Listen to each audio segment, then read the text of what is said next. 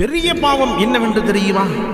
ஹஜ்ரத் இப்னு மஸ்ஊத் ரலியல்லாஹு தஆலா அன்ஹு அவர்கள் ரிவாயத் செய்கிறார்கள், நபிகள் நாயகம் ஸல்லல்லாஹு அலைஹி வஸல்லம் அவரிடத்தில் ஒரு முறை ஒரு கேள்வி கேட்கப்பட்டது. என்ன கேள்வி?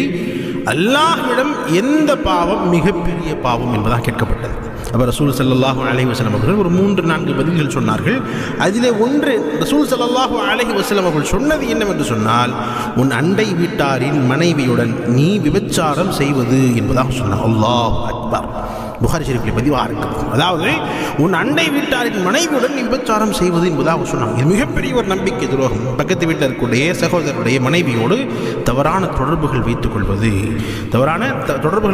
விபச்சாரம் செய்வது, தவறான எண்ணத்தில் பார்ப்பது, இது மிகப்பெரிய பாவம் அல்லாஹ்விடத்தில் என்பதாக சொன்னாங்க. எனவே சின்ன பாவம் பெரிய பாவத்துக்கு என்ன வித்தியாசம் என்பதாக சொன்னால், சின்ன பாவத்தை அல்லாஹ் நன்மையை கொண்டு அல்லாஹ் மன்னித்து விடலாம். ஆனால் பெரிய பாவம் இஸ்திக்பார் செய்யாமல் பாவமன்னிப்பு தேடாமல் மன்னிக்கப்படாது என்பதாக ரசூல் ஸல்லல்லாஹு